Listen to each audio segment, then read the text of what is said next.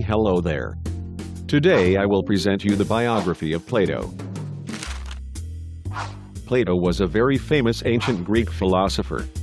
He founded the Platonic Academy and taught a lot of famous philosophers, including Aristotle. His work influenced many people in different ways. Plato's mother and father were respected. The most influential turning point in his life was meeting Socrates.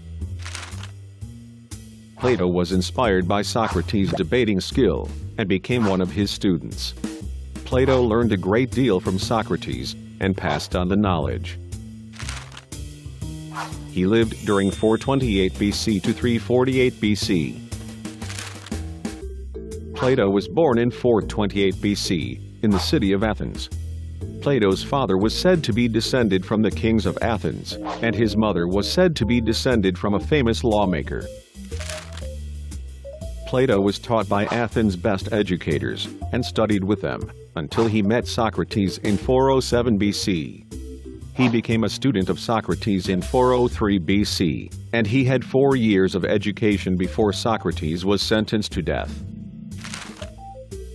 Plato and some of Socrates' students fled to Megara. Later, Plato traveled around the Mediterranean for 12 years, studying with the Pythagoreans and writing Socrates' dialogues. He wanted to pass on Socrates' teachings, so he founded a school in Florence. It was called the Platonic Academy. After some years, Dion asked Plato to teach Dionysius LL. Plato taught him for a few years, before coming back to his academy, where he died in 348 BC. Plato has taught many famous philosophers, and is most famous for the theory of forms and the Platonic idealism. He and Aristotle was said to be the founders of political science.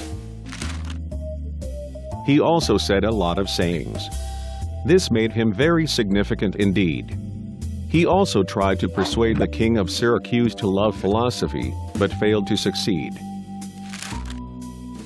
His works have influenced many people in many different ways, thus making him a very significant person.